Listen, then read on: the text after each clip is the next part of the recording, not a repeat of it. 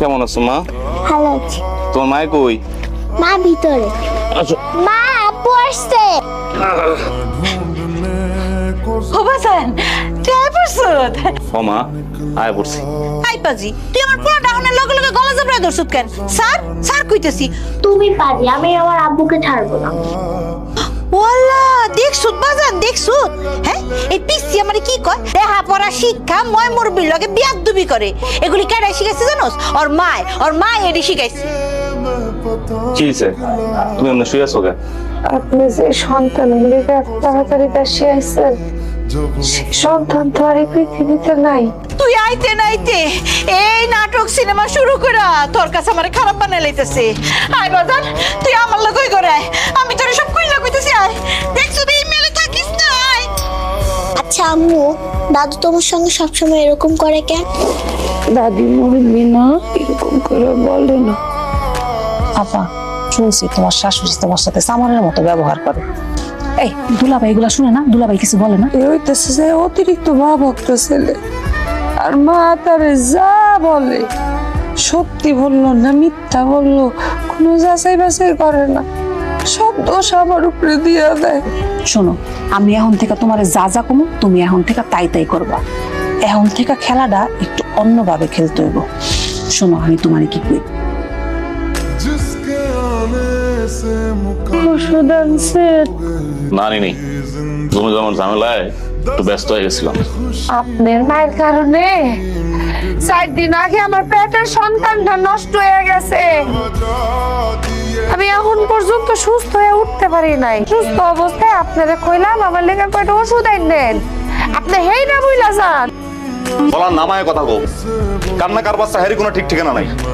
কইলাম ডাক্তার দেখাইতে, এইটারও তো নিজের পেটের বাচ্চা নিজে মারছে, আবার দোষ দেওয়ার মায়ের না। কি পাইছো তুমি?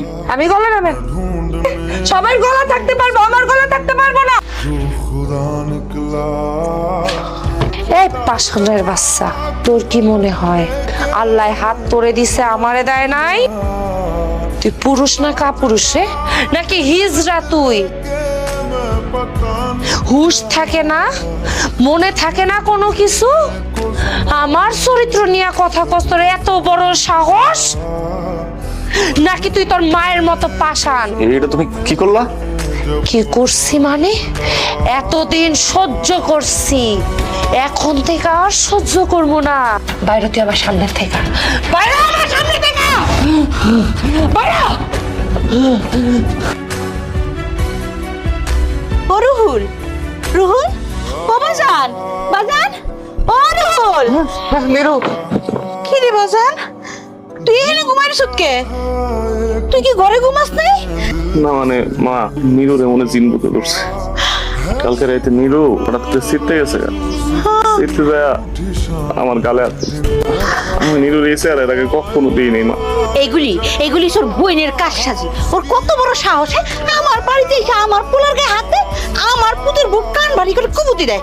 খারা আজকাল বইনের একদিন কি আমার একদিন। ওরে যদি আজকে মুচির শিক্ষা না দিছি, আমি কইয়া দিলাম।